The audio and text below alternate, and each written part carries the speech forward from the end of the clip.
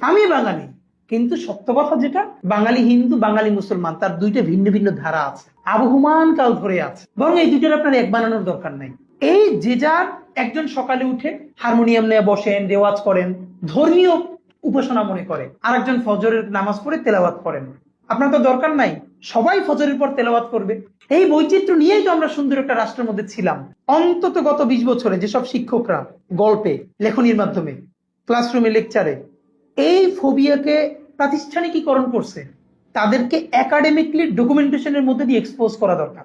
আজকে যদি আমার দেশ নয়া দিগন্ত, দিগন্ত টিভিতে হামলা করা বৈধ হয়, তাহলে এই দেশে একদিন 71 টিভিতে হামলা করা বৈধ হবে, এবং সেটা হয়েছে না। আজকে যদি ইসলামোফোবিয়া অপরাধ হিসেবে বিবেচিত না হয়, আল্লাহ না করুক, তাহলে হিন্দু ফোবিয়া তো একসময় অপরাধ হিসেবে বিবেচিত হবে না। কিন্তু আমরা তো কোনো ফোবিয়াই চাই না। তো আমাদের যেটা মূল কথা, এই যে আজকে আমরা ঢাকা বিশ্ববিদ্যালয়ে ইসলামোফোবিয়া বলি, এইটা তো আজকে তৈরি হয় নাই। যেমন আমরা এই প্রশ্ন তো কখনোই কেন তুলি না যে মোহাম্মদ আলী জিন্না, অবাক করার মতো ব্যাপার হলো মোহাম্মদ আলী জিন্নাকে নিয়ে সুকান্ত ভট্টাচার্য পর্যন্ত কবিতা লিখছে, সুফিয়া কামালের বিরাট কবিতা আছে। এর মানে এই যে আমাদের যে আজাদি, সেখানে তো মোহাম্মদ আলী জিন্নার নিশ্চয়ই বিরাট কন্ট্রিবিউশন। যিনি 47-এর পরে 48 সালে মারা গেলেন, তাকে 71-এর সাথে আইনা, এবং এই পলিটিক্সটাই আওয়ামী লীগ ঠিক পরে করছে। খেয়াল আমরা কিভাবে খেয়াল করতে পারি, জিন্নার নাম মুছে দিয়ে কার নাম আমরা সেখানে বসাবো। আল্লামা ইকবাল হলেন, মানে রবীন্দ্রনাথ পর্যন্ত যে কয়জনকে বিদ্যা বুদ্ধিতে সমীহ করতেন, তার মধ্যে আল্লামা ইকবাল একজন।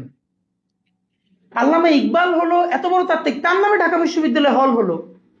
মুক্তিযুদ্ধের পরে সেই নাম পরিবর্তন কেন? মানে তার সাথে পাকিস্তানের কি সম্পর্ক? পাকিস্তান রাষ্ট্র অথবা মুক্তিযুদ্ধের? আল্লামা ইকবাল নাই, জিন্না নাই। আমি একে যদি বলি, এই যে আমাদের শেরে বাংলার নামে অথবা ফজলুল হক মুসলিম হল, এই মুসলিম হলের মুসলিম, সলিমুল্লাহ মুসলিম হল মুসলিম, মানে প্রবলেমটা হলো এই মুসলিমটা প্রবলেমেটিক হয়ে উঠলো কেন? কাজী নজরুল ইসলাম ছিল, ওই যে নজরুল কলেজ ছিল, কাজী নজরুল ইসলাম কলেজ। ইসলাম মুসলিম এই শব্দগুলোকে অনুমানুষ করে তোলা, অচ্ছুত করে তোলা, এই যে, এবং ধর্মের নামে এই কাজগুলো করা যাবে না, গুড। কিন্তু গত 10 বছর আমরা যেটা দেখেছি, ঢাকা বিশ্ববিদ্যালয়ের কোনো প্রগতিশীল শিক্ষক প্রতিবাদ করে নাই। যেটা সোশ্যাল মিডিয়া আমরা দেখেছি, হোলি উৎসবে একটা হিজাব পরা মেয়ে, প্রথমত ব্যাপার হলো, কেউ যদি নিজের ইচ্ছায় সারাদিন রং মাখে গায়ে নাচে, আপনি কোনো বাধাই দিতে পারবেন না, এটা হলো প্রথম কথা। কিন্তু একটা হিজাবি মেয়ে, তার কোনো ধরনের পারমিশন ছাড়া হোলি উৎসবে তাকে যেরকম সারা গায়ে রং দিয়ে দেওয়া হলো এবং সে বিব্রত হলো, এইটা তো ঢাকা বিশ্ববিদ্যালয়ের একটা প্রগতিশীল শিক্ষক এবং কোন শিক্ষার্থী সংগঠন প্রতিবাদ করে নাই। অথচ এবার আপনি উল্টে ভাবেন তো, একজন নন মুসলিম কোন শিক্ষার্থীকে জোর কইরা মিলাদুন্নবীর জিলেপি খাওয়াই দেওয়া হয়েছে। বাংলাদেশে প্রথম আলো, ডেইলি স্টার থেকে শুরু করে, এই যে এখন আবার বললে আগের মতো, যদি কোনো মাদ্রাসার বা মক্তবের শিক্ষক কোনো মেয়ে শিক্ষার্থীকে মলেস্ট করে, হ্যাঁ, তখন তার নাম কিন্তু যে মাদ্রাসার শিক্ষক এই হিসেবেই যায়, মসজিদের ইমাম সেই হিসেবেই যায়, গুড। কিন্তু যখন কোনো মন্দিরের পুরোহিত একই কাজ করে, তখন সেটা কেন অমুক মন্দিরের পুরোহিত অমুককে ধর্ষণ করেছে সেটা কেন যায় না? এই যে শব্দকে কোট আনকোট ইনভার্টেড কমার মধ্যে শব্দকে ফালাইয়া যখন বিএনপির কাউকে বা জামাতের কাউকে প্রকাশ্যে তুমুল আকারে মারা হয়েছে, তখন নিউজ করা যায় তার বিরুদ্ধে মারের অভিযোগ। এইটা হলো অভিযোগ, প্রথম আলো, ডেইলি স্টার বলতে পারতেছে, কারণ তার সাংবাদিক নেই, সে জানে না। কিন্তু যখন ঠিক তার বিপরীত কেউ কাউর একটা টোকাও দিতেছে, তখন সে আর অভিযোগ না, সে জানতেছে তারে মারা হয়েছে। এই বিচারিতারে বাংলাদেশে ডিবাঙ্ক কেউ করে নাই। ঢাকা বিশ্ববিদ্যালয়ে একটা নতুন উঠানো হয়েছে কি, এটা তো দীর্ঘদিনের চর্চা, এই যে মেয়েদের হলে গরু রান্না করা যাবে না, এবং সেই গরু খাওয়ার জন্য এখন আবার মেয়েদেরকে কি করা লাগে, আন্দোলন করা লাগে। ভাই, প্রত্যেকটা হলে তো অবশ্যই আমাদের নন মুসলিম বোনরা আছে। এখন বাংলাদেশে কালচারালি এত বড় একটা সংখ্যাগরিষ্ঠ মানুষ যারা গরু খায়, মানে কি আমাদের এখানে তো সেলিব্রেশনের একটা বড় অংশ মানুষ গরু খেতে পছন্দ করে। ফ্যাক্ট হইল, আপনার কাজ কি? আপনার কাজ হইল আপনি আপনার যে গরু পছন্দ করে না তার জন্য ভিন্ন আয়োজন করবেন, দাবি হবে এইটা। কিন্তু সেই দাবি না করে যখন যে গরু রান্না করা যাবে না, তাইলে এখন ধরেন আমি যখন ইউরোপে যাব, আজকে আপনারা আমাদেরকে যারা মানবাধিকারের কথা শিখায়, তো ইউরোপে তো একই রান্না করে, যেখানে মুসলমানের জন্য বিফ রান্না করে সেখানে তো পর্ক রান্না করে। আমি যদি সেখানে বলি যে এখানে পর্ক রান্না করা যাবে না, তখন তো আবার আপনি কি বলবেন? যারা মানুষের অধিকার বিশ্বাস করে না। তখন আপনি আমার কি শিখাবেন? তখন বলবেন না যে পর্ক রান্না করে তার মতো করে, কিন্তু আপনার মতো বিফটা ঠিক মতো রান্না করে কিনা, দ্যাট ইজ ইম্পর্টেন্ট। তাহলে একই কথা কেন ঢাকা বিশ্ববিদ্যালয়ের রোকেয়া হলে খাটে না? যে গরু খাবে তার জন্য আপনি গরুর ব্যবস্থা করবেন, আর যে গরু পছন্দ করে না তার জন্য বরং তাদেরকে আপনি একটা কমিটি করে দেন যে কোনোভাবে তোমাদের এই খাবারের সাথে ডিস্টারবেন্স তৈরি হচ্ছে কিনা। এই যে দ্বিচারিতা। এখন আপনি বলবেন ভাই গরু তো খুবই ছোট একটা ইস্যু, এই ইফতার মাহফিল খুবই ছোট একটা ইস্যু, এই বটতলা একটু কোরআন তেলাওয়াত এটা তো খুবই ছোট একটা ইস্যু। এই ছোট ইস্যুগুলো তো এত ছোট না। এই সিম্বল গুলোকে নাই করার মধ্য দিয়ে আপনি কি পারতেছেন? পরবর্তীতে আমার ডিপার্টমেন্টে আমার আজকে তো যে ফেরদৌস স্যারের নাম বলে ফেলি, ভদ্রলোক স্যার বেঁচে আছেন, একটা মেয়ে হিজাব পড়া, উনি 10 থেকে 12টা ক্লাস নিছে স্যার পুরো সেমিস্টারে। এর মধ্যে উনি পড়াবেন ইন্টারন্যাশনাল পলিটিক্স, যদি ওনার টপিকেও কাভার করতো তাইলেও আমি বুঝতাম। কিন্তু উনি ও কেন হিজাব পরে, ওর কথা তিনি হয়তো ঠিক মতো শুনতে পারেন না, এই জন্য তিনি প্রতিদিন পড়াইতেছেন। হজের সময় তো মক্কায় মদিনায় কেউ হিজাব করে না, তাতে কি হজ হয় না? তাহলে তোমরা কেন করো? মানে এটা কি আপনার টপিক? এদিকে আপনার টপিক কাভার করে, আপনার সিলেবাস কাভার করে? আপনার হজ পড়াইতে বলছে। সোশিওলজিতে আমার ভাগ্নি পড়ে, এক ম্যাডাম প্রতিদিন এসে গাল গল্প করবার চেষ্টা করতেছেন। তার ফ্রিজে ড্রিঙ্কস থাকে, তার বন্ধুরা অলওয়েজ ড্রিঙ্ক করে, তাতে তাদের ইমান নষ্ট হয় না। এইটাকে আপনার টপিক কাভার করে? এখন একই কথা যখন আপনার বিপরীত শ্রেণী মানুষ বলে, তখন তো আপনি তার ছাই মেখে ধরেন। এখন আমাদের আফসোস হইল এই সিম্বলকে নাই করার মধ্য দিয়ে, এই পালা পার্বণ গুলোকে নাই করার মধ্য দিয়ে এইখানে ইসলামোফোবিয়ারে এমন জাস্টিফাইড করা হয়েছে যে এইটাই মূলধারা, এইটাই কালচার। যে জন্য তসলিমা নাসরিন বলতে পারতেছে যে আসলে বাঙালি সংস্কৃতি মানে হিন্দু সংস্কৃতি। আর এই কারণে একটা কর্নার গ্রুপ এখন বলতেছে আমরা বাঙালি না। কেন আমি বাঙালি না মানে কি? আমি এখানকার ভূমিপুত্র, আমি বাঙালি, কিন্তু সত্য কথা যেটা, বাঙালি হিন্দু বাঙালি মুসলমান তার দুইটা ভিন্ন ভিন্ন ধারা আছে, আবহমান কাল ধরে আছে। বরং এই দুইটার আপনার এক বানানোর দরকার নাই। এই যে যার একজন সকালে উঠে হারমোনিয়াম নিয়ে বসেন, রেওয়াজ করেন, ধর্মীয় উপাসনা মনে করে, আর একজন ফজরের নামাজ পড়ে তেলাওয়াত করেন। আপনার তো দরকার নাই সবাই ফজরের পর তেলাওয়াত করবে।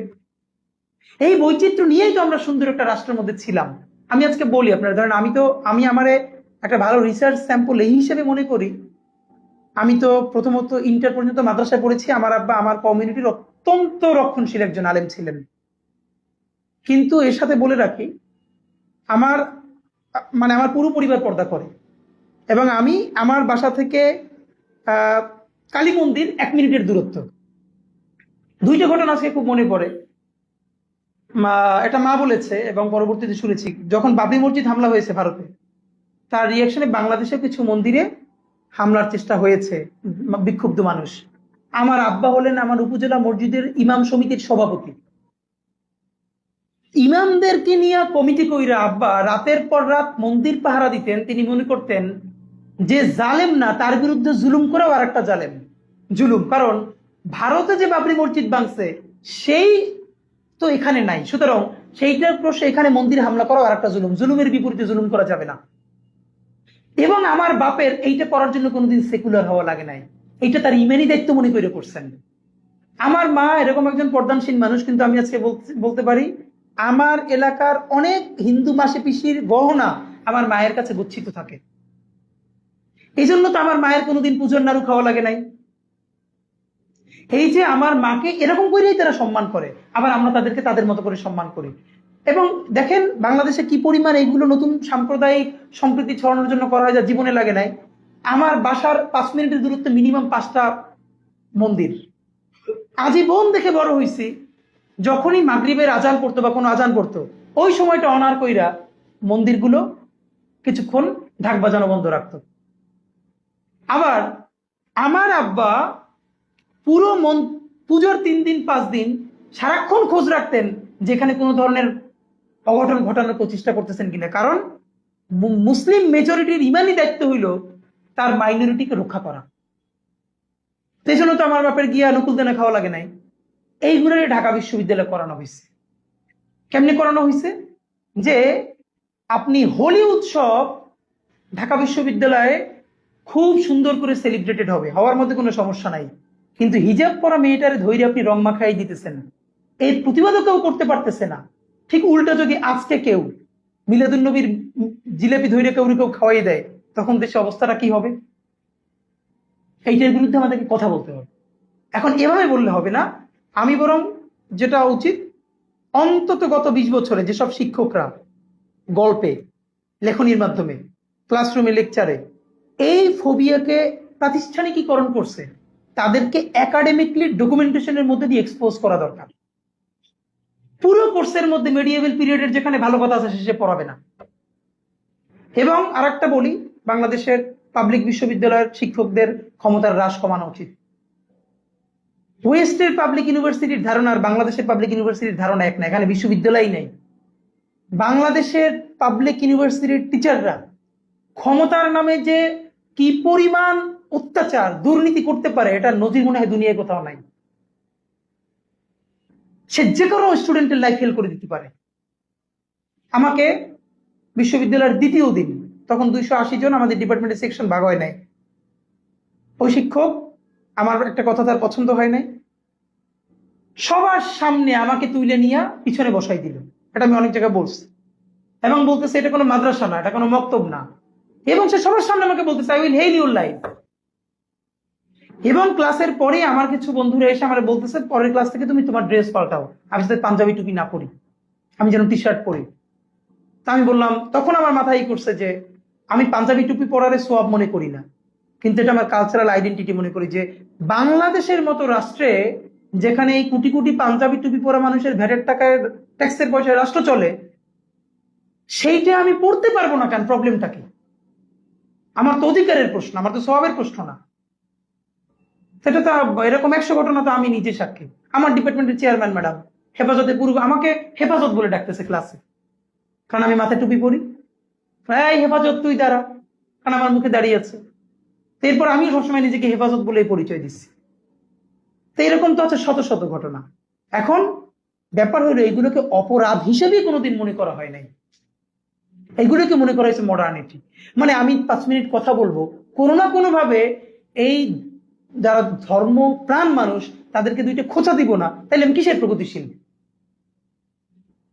এটি হলো বাংলাদেশের বাস্তবতা।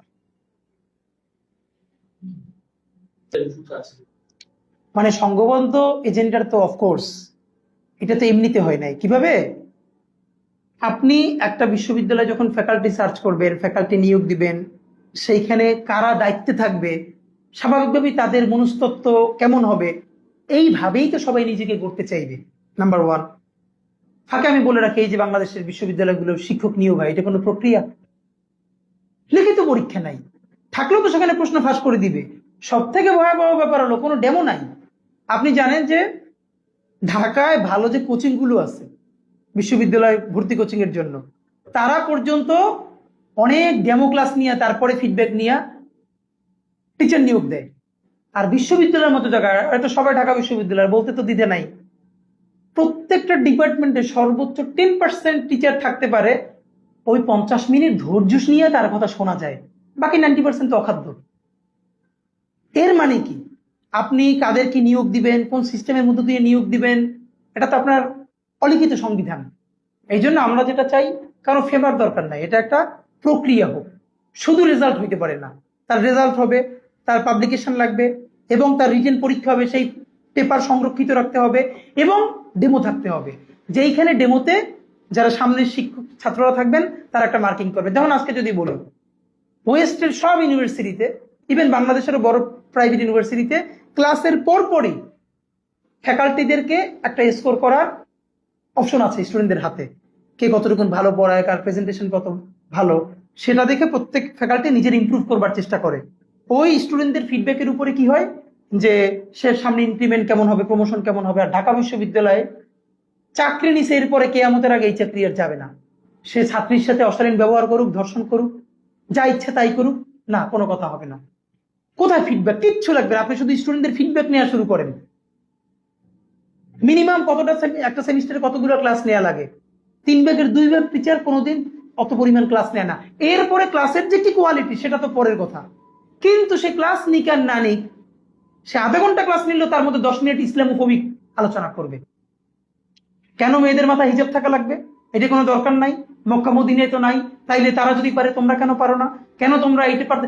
আমার টিচার এসে দেখলো যে, আমরা মনে আছে খুব, যে আমরা আমাদের ক্লাসে কেমন কালচার হয়ে গেছিল যে ছেলেরা বসতো সব এক পাশে, মেয়েরা বসতো এক পাশে। সে এসে খুবই আপসেট, এসে বলতেছে তোমরা কি এটা মাদ্রাসা বানাই ফেলছো? ইউনিভার্সিটিতে তোমরা এরকম ছেলে মেয়েরা ভিন্ন করে বসছো। অথচ তিনি আবার বিশ্ববিদ্যালয় হলো মুক্ত মনা একটা জায়গা, এখানে যে যেরকম করতে চাইবে তাকে সুযোগ দিতে হবে। মানে হইল, কোনো ছেলে মেয়ে যদি পাশাপাশি বসতে চায় এইটা তার কাছে অধিকার, আর কোনো মেয়ে যদি মনে করে না আমি কোনো ছেলের পাশে বসবো না, আমি একা বসবো, এইটা আবার অধিকার না, এটা ধর্মান্ধতা। মানে তার মতো করে যতক্ষণ হবে এটা হলো মুক্ত মনা। আর যদি সে সেটি করতে না চায়, কিন্তু ওইটা আবার তার অধিকার না। তা এই যে আমাদের মনস্তত্ব, এইটাতে একদিন হবে না। তো আমি মনে করি যেহেতু সময় এসেছে একটা ভালো, সেজন্য আমাদের এই একটা দীর্ঘ ডকুমেন্টেশন হওয়া দরকার। কোন কোন, ধরেন আমরা গত 20 বছরে যে কারা কি লিখেছে, এই যে আবুল বারাকাত ইসলামী ব্যাংক দখলের ন্যারেটিভ কে নির্মাণ করেছে? জঙ্গি ব্যাংকিং বলে, যে জঙ্গি অর্থায়ন হয় ইসলামী ব্যাংক থেকে। তা আওয়ামী লীগ তো তারপর গত আরো 10 বছর ক্ষমতায় ছিল, তারপরও এর মধ্যে ইসলামী ব্যাংক কয় জায়গায় জঙ্গি অর্থায়ন করছে তার তো প্রমাণ নিশ্চয়ই তার কাছে থাকার কথা। যেহেতু নাই, তাইলে আপনি আবুল বারাকাতের কোনো বিচার করছেন যে সে এই যে যুগলবন্দি কলাম লেখা লেখা ইসলামী ব্যাংকে ধ্বংস করতে দিল? কই, বরং কি হইল, আবুল বারাকাতের আমলে কি সুশীল, অথচ তার সময় কত টাকা জনতা ব্যাংক থেকে বেহাত হয়েছে আওয়ামী লীগের কাছে। আপনি যখন ঘৃণা ভরে তার বিরুদ্ধে মামলা করবেন, কেন? যদি হাসিনা প্রধানমন্ত্রী থাকার কারণে হাসিনার র্যাবের প্রধান গুলি করে মানুষ মারলে তার যদি দায়ভার হাসিনার উপরে যায়, তাহলে জনতা ব্যাংকের চেয়ারম্যান থাকার পর জনতা ব্যাংক থেকে যে হাজার হাজার কোটি টাকা পাচার হয়েছে তার দায় আবুল বারাকাতের উপরে যাবে না? না, সেটা আবার যাবে না। এই হলো বঙ্গবুদ্ধিজীবিতা। বরং তারে যখন সেইটার জন্য অ্যারেস্ট করা হবে তখন প্রথম আলোতে যুগলবন্দি কলম আসবে, আমরা একজন শিক্ষকের এইরকম অবমাননা দেখতে চাই না। অথচ এই শিক্ষক অর্থ পাচারকারী শুধু না, ব্যাংক লুটেরাদের ন্যারেটিভ নির্মাণ করছে। এরকম তো 50 জনের নাম বলতে পারবো, তাদের ব্যাপারে আমাদের ডকুমেন্টেশন কই? আর তাদের ব্যাপারে আমাদের লেখাজোখা কই? এই যে গত 20 বছর ধরে আপনি সার্চ করবেন গুগলে, ভাই গল্পটা তো এমনি হবে না। 10 বছর আগে কার ব্যাপারে কি রিপোর্ট করা হয়েছে গুগলে তো ওইভাবেই আসবে। তা আমরা কি এইগুলোকে, এই ন্যারেটিভ গুলোকে ডিবাঙ্ক করছি? আমরা কি তাদের বিচার করছি, অথবা বিচারের জন্য একটা কমিশন করছি? উচিত ছিল কি, কালচারালি কারা ফ্যাসিবাদ কায়েমে ভূমিকা রাখছে লেখালেখির মধ্য দিয়া, আপনি সেটা তো অ্যাটলিস্ট একটা ডকুমেন্টেশনের মধ্যে আনা উচিত। আমরা তো পারি নাই। এটা তো রাষ্ট্রীয় উদ্যোগে হওয়া উচিত। কারণ আমি সেই ছোটবেলায় বলেছিলাম, আমি যখন কোচিং ক্লাস নিতাম, আজকে যদি আমার দেশ নয়া দিগন্ত দিগন্ত টিভিতে হামলা করা বৈধ হয়, তাহলে এই দেশে একদিন 71 টিভিতে হামলা করা বৈধ হবে। এবং সেটা হয়েছে না। আজকে যদি ইসলামোফোবিয়া অপরাধ হিসেবে বিবেচিত না হয়, আল্লাহ না করুক, তাহলে হিন্দু ফোবিয়া তো একসময় অপরাধ হিসেবে বিবেচিত হবে না। কিন্তু আমরা তো কোনো ফোবিয়াই চাই না, আমরা তো ইনসাফ চাই। সেটাই। আরেকটা বিষয় যদি বলতেন, যেমন ঢাকা ইউনিভার্সিটি গড়তলা যে গ্রন্থাগার, শিক্ষার্থীদের যারা আয়োজন ছিল তাদের কেউ কেউ বলে যে তাদেরকে বিশ্ববিদ্যালয় প্রশাসনিক দায়িত্ব ছিলেন, প্রশাসনিক চাপ ছিল। আবার তারা কেউ বলছে যে ভারতীয় হাইকমিশন থেকে প্রেশার আসছে। আপনি কি ইসলাম খুবের ক্ষেত্রে ভারতীয় আধিপত্যবাদের কোনো কানেকশন পান? না, এটা তো খুব কমন বাংলাদেশে। দেখেন, দিল্লির ব্যাপারটা হলো এই জন্য অনেকে বলেন না যে বাংলাদেশে চায়না হেজিমনি তৈরি করতে পারবে কিনা। আমি জানি না চায়না কি পারবে, কারণ আপনি সারা ঢাকার মধ্যে ঘুরে কয়টা চাইনিজ কালচারাল সেন্টার পাবেন? ভাই, ক্ষমতাটা শুধু বন্দুক আর সচিবালয় দিয়ে নিয়ন্ত্রিত হয় না। ইন্ডিয়া যতগুলো ইন্দিরা গান্ধী কালচারাল সেন্টার থেকে শুরু করে যতগুলো কালচারাল স্টেক সে নিয়ে নিছে, বাংলাদেশ থেকে ধরেন আজকে যদি এই প্রশ্ন করি, বাংলাদেশের একজন প্রফেসর তারা যদি পাকিস্তান আজকে নিয়ে তাদের একটা একাডেমিক পুরস্কার দেয়, অথবা আওয়ামী লীগের আমলে দিত, এই যে খুবই একটা প্রসিদ্ধ ইউনিভার্সিটি ধরেন পাকিস্তানের, সে বাংলাদেশের ঢাকা ইউনিভার্সিটি কোনো একজন ফ্যাকাল্টিকে নিয়ে তার একাডেমিক এক্সিলেন্সের স্বীকৃতি স্বরূপ একটা পুরস্কার দিল, সে কি আর দেশে ফিরতে পারতো পাকিস্তানি অ্যাওয়ার্ড পাইয়া? না। তাহলে একই প্রশ্ন, আনিসুজ্জামান কিভাবে ভারতের সব থেকে বেসামরিক বড় পুরস্কারটা পান, কিন্তু সেইটা আনকোশ্চেনেবল থেকে যায়। মানে পাকিস্তানের যে কোনো পুরস্কার অবশ্যই এটা কোশ্চেনেবল, কিন্তু ভারতে গিয়া লাইন ধরে পুরস্কার নিয়ে আসবেন, সেইটা কেন আনকোশ্চেনেবল? সেটা কেন প্রশ্ন তোলা যাবে না? লাইন ধরে গিয়ে আপনি কলকাতার সিনেমা অভিনয় করে কি অ্যাচিভ করতে চান? আপনি শেখ মুজিবকে নিয়ে সিনেমা বানাইতে চান, আপনি যত টাকা খরচ করছেন আপনি চাইলে হলিউডের লোক আইনাও করতে পারতেন, আপনি কেন ইন্ডিয়ান দিয়ে করতেছেন? এটা আমরা বুঝি না। আপনি কাদেরকে খুশি রাখতে চান? সেটা তো খুব ক্লিয়ার। ইভেন অনেক জায়গায় ঢাকা বিশ্ববিদ্যালয়ের ভিসি পর্যন্ত এই ডিসিশন গুলো নিতে পারতো না, যে কোন জায়গায় কোরআন তেলাওয়াতের প্রোগ্রাম হবে কি হবে না, এই ক্লিয়ারেন্স ঢাকা বিশ্ববিদ্যালয়ের ভিসিরাতেও ছিল না।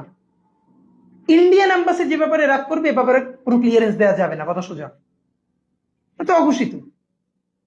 বরং ঢাকা বিশ্ববিদ্যালয়ের ভিসি ছাত্রলীগের সভাপতির সাথে কনসাল্ট করতেন এই ব্যাপারে, যে এই ব্যাপারে আমাদের কি করণীয়, কি করা উচিত। এই জন্য আমরা কি বলি, আমরা দিল্লির আধিপত্যবাদে আমরা শুধু এটা মনে করি না সে হঠাৎ করে একটা জমি দখল করে নিচ্ছে, এই যে সাংস্কৃতিক আধিপত্যবাদ। এবং এখনো এই যে বাংলাদেশের ঢাকা বিশ্ববিদ্যালয়ের ডানপন্থী শিক্ষকরা, তাদেরকে নিজেদের কারো মাজা সোজা আছে, শিরদেরা সোজা আছে, তাদের নিজেদের ব্যাপারে তো নিজেদের বোঝাপড়া নাই। লড়াইটা অনেক কঠিন, অনেক কঠিন সামনের সাংস্কৃতিক। এবং আমি মনে করি সামনের সাংস্কৃতিক লড়াইয়ে যারা বিজয়ী হবে, মূলত তাদের হাতেই রাজনৈতিক বিজয় হবে। রাজনৈতিক বিজয় জিনিসটা সাংস্কৃতিক লড়াইয়ের একটা অংশ, এছাড়া কোনোদিন হবে না। এই যে ইদানিং বাংলাদেশে কিছু বুদ্ধিজীবীদেরকে দেখি পাঠক সমাবেশে ভাইফোঁটার প্রোগ্রাম কইরা, মুসলমানের ছেলে, এরপরে বাঙালির ভাইফোঁটা, বাংলাদেশের ভাইফোঁটা, এটা লিখে পোস্ট দিতেছে। এখন কোন হিন্দু বন্ধু কি কোনোদিন বাঙালির মিলাদুন নবী এইটা লিখে পোস্ট দিবে বাংলাদেশে? দিবে না তো। এখন ভাইফোঁটাকে যে সার্বজনীন করা যায়, কিন্তু মিলাদুন নবী ব্যাপারটা হইলো একটা সাম্প্রদায়িক ব্যাপার। ঢাকেশ্বরী মন্দিরে যাওয়াটা হলো সার্বজনীন ব্যাপার, কিন্তু বাইতুল মোকাররমে যাওয়াটা আবার ধর্মীয় ব্যাপার। এই মনস্তত্ব আপনি তো একদিনে ভাঙতে পারবেন না। এইটার বিরুদ্ধে আমাদেরকে খুবই একাডেমিকলি, খুবই গোড়ার থেকে কাজ করতে হবে। বাংলাদেশের রাজনৈতিক দলগুলোর সমস্যা হলো তারা ক্ষমতা মানে বোঝে খালি কন্ট্রাক্টারি, ঠিকাদারি, চাঁদাবাজি। অথচ চাঁদাবাজিটাও যদি ঠিক মতো সে করতে চায়, তাইলেও যে তার কালচারাল লড়াইয়ে জিততে পারতে হবে, এটি খালি আওয়ামী লীগই বোঝে, আর কেউ বোঝে না। এই জন্য আওয়ামী লীগ একদিকে হাজার হাজার কোটি টাকা পাচার করছে, অন্যদিকে কালচারাল ন্যারেটিভ তৈরি করছে। আর তার বিপরীতের দলগুলো কিচ্ছু তার নাই, সে শুধু হাসি খুশি মুখে পার্লামেন্ট দখল করবে আর 5 বছর পর আবার বিদায় নিবে, আর তার কোনো প্রস্তুতি নেই।